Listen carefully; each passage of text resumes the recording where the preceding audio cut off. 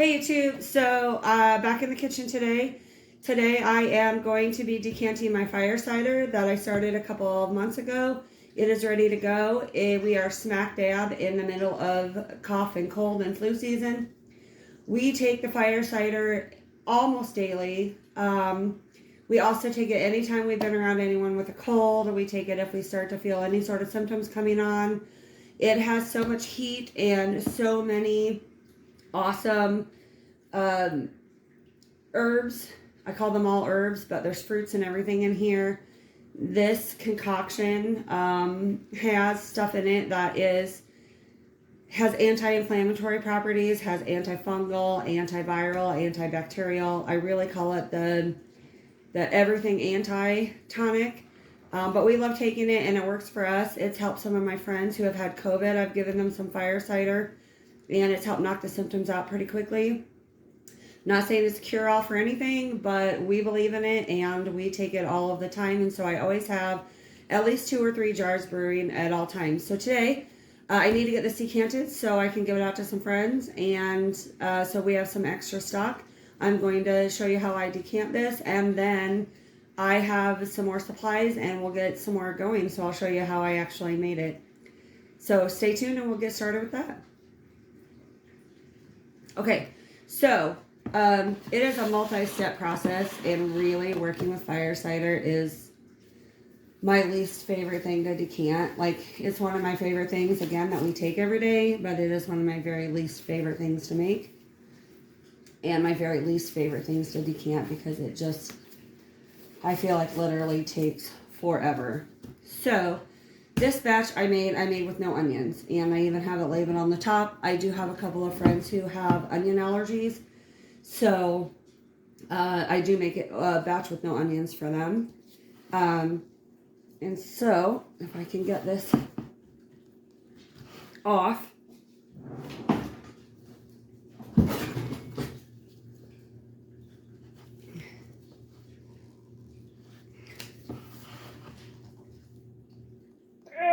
I should have had Julian stay here. All right, take 2. So getting this lid off was harder than I thought. I had to call Julian back to get it off for me. There, it looks nice and easy though. Okay, so the reason I hate the fire cider is, besides it's just a ton of work, it's like my least favorite concoction that I make, is the straining. It seems like it takes forever. So today I want to strain the no onions first. That way I don't cross-contaminate anything for those friends of mine who have onion allergies. So I usually just pour it into a strainer over a bowl so I can get the big chunks out.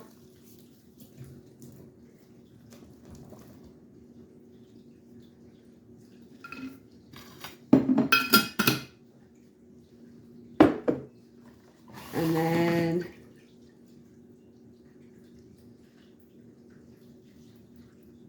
I like to set it in a second bowl so it can kind of slowly filter out, and we'll squeeze some of that out of there. And then really I just take some clean mason jars with my canner lids and these coffee filters that I just buy at Dollar General, and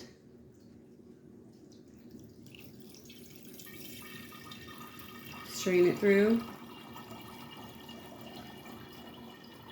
So this one's not so bad because I actually used chili peppers and not powder. There, slow them down. But again, sometimes I have to filter it twice and sometimes it just takes forever. So we'll let that one go, and then I've got a second one here actually.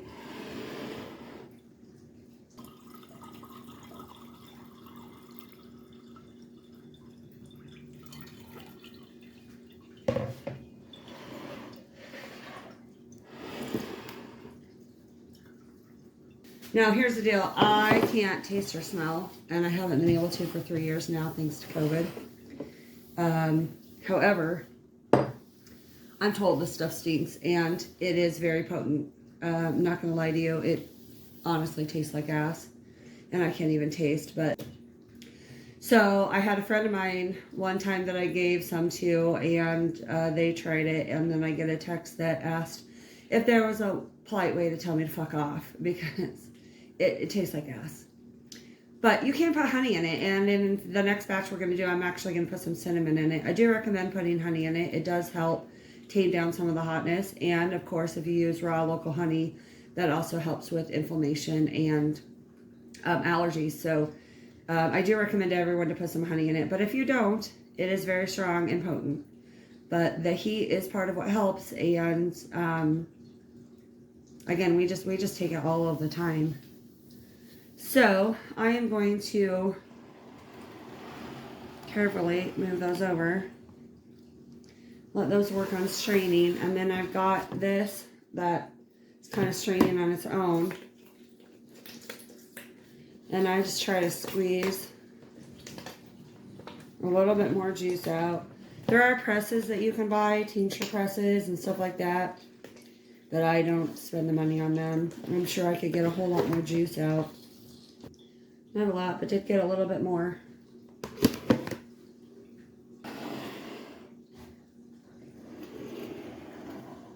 So once this gets strained, we will put it in amber bottles and label it.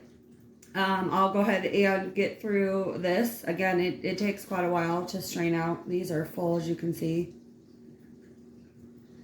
And then I will come back when that's finished and when I start prepping for the to make the new batch. So we'll see in a little bit.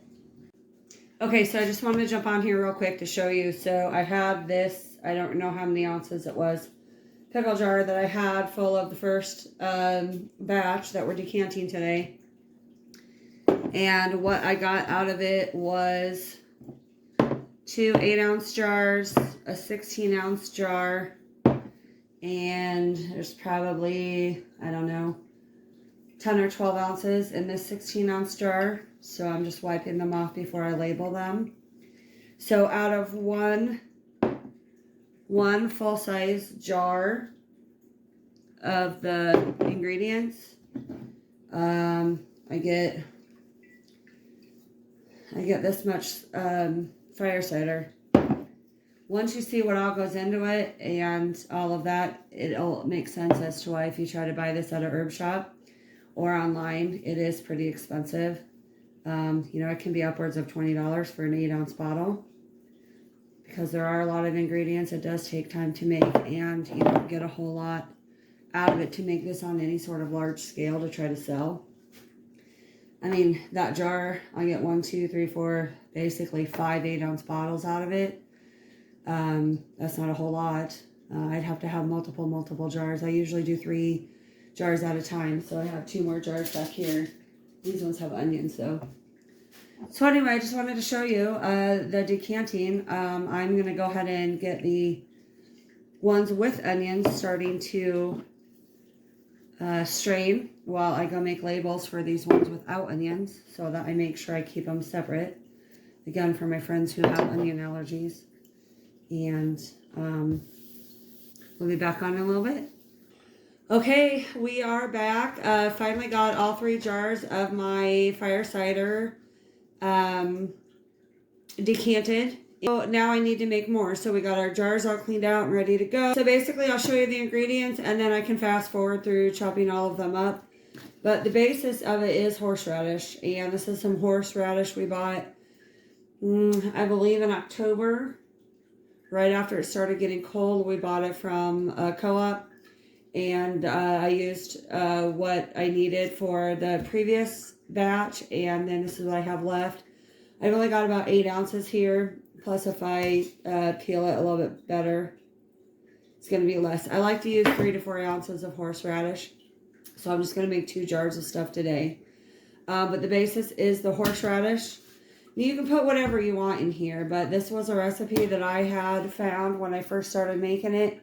So I do switch it up a little bit here and there.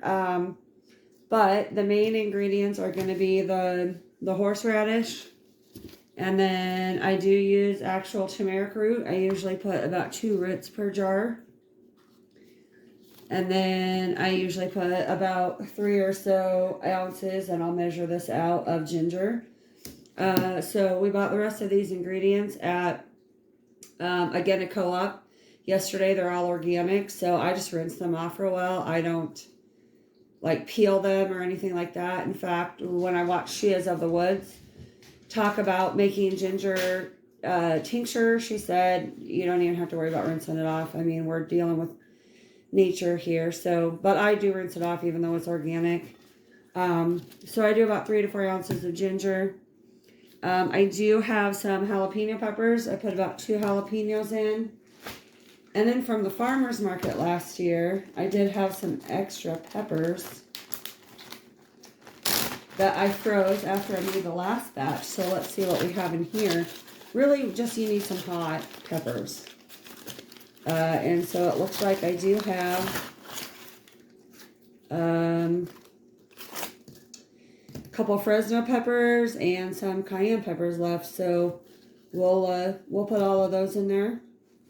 I think what I'll do is maybe put 1 jalapeno per jar and save the rest of the jalapeno for the next batch. I'll freeze them.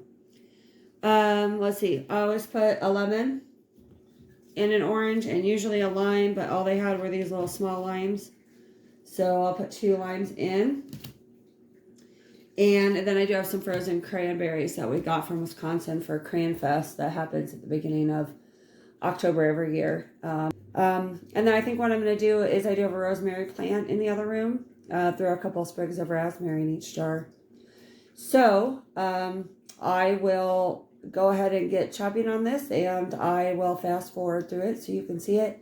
And then we'll get to the final product and how to finish this off. So as you can see, you just need to chop the herbs and plants that you're using up into small pieces. It doesn't have to be pulverized. You don't have to put it in a blender. And of course, I would highly recommend not putting horseradish in a blender unless you would seriously like your sinuses to be cleaned out. I tried that once and won't ever do that again.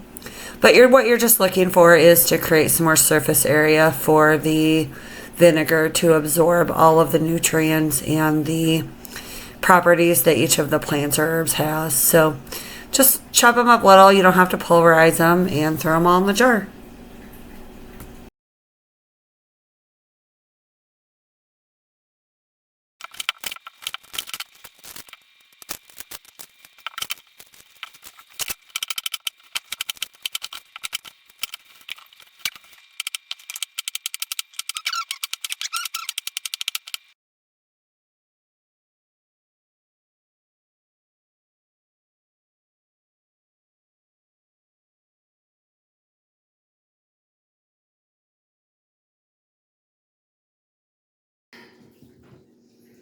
Okay, we're almost done.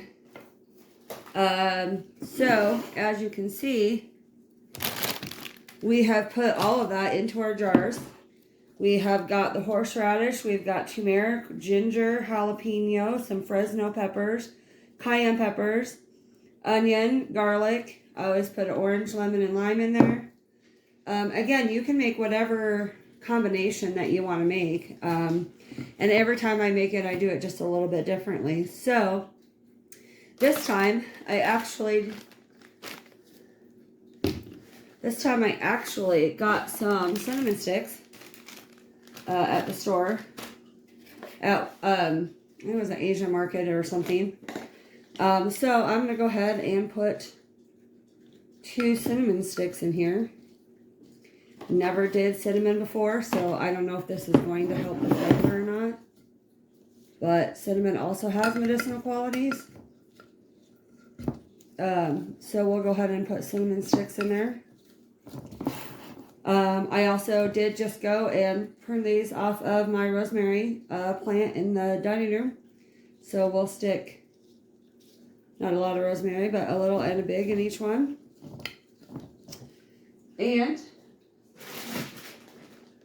then I'm going to top it off with cranberries.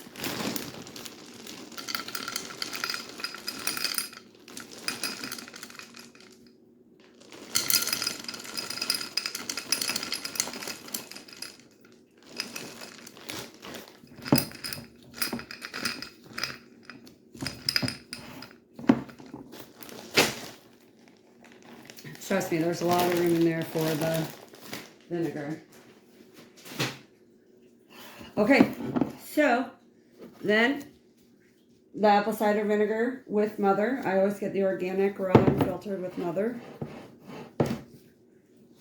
Apparently there is a big controversy about Bragg's getting bought out, going corporate, and that the formula for it actually changed. I don't know a whole lot about it. I do try to stay away from Bragg's, but sometimes that's all you can find. But again, at the co-op store, they had Natural Grocers apple cider vinegar, and I don't get any kickbacks on that. Not sponsored by any means, but I do. It's where we get all the stuff for this. So I'm going to fill each one up with apple cider vinegar. So we top these off with the vinegar. Just want to make sure that they are good and full. And then it is a good idea to put parchment paper over it. It does make it easier to open when you're done. And then go ahead and give that a good shake.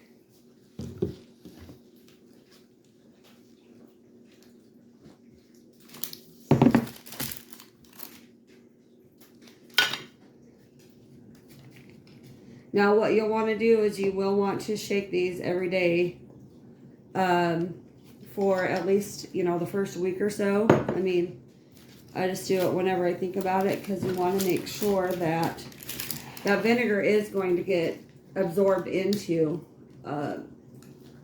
all of the stuff that we put in there. And so you'll want to top it off with vinegar, plus shaking it helps to kind of mix everything up. It will break down after a while, all of the plant material, and make more room for the vinegar. So it is finished off. What we are going to do is we are going to store this in a cool, dark place.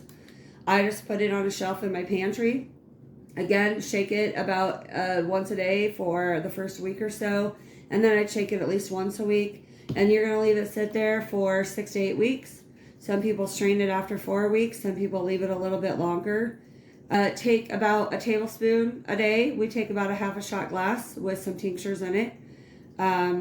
But just let it sit there for 6 to 8 weeks, and then strain it off like we did at the beginning of the video. All right, thank you. Hey, thanks for watching this video on making fire cider. I will leave a link to my Working with Herbs playlist right here. Have a great day.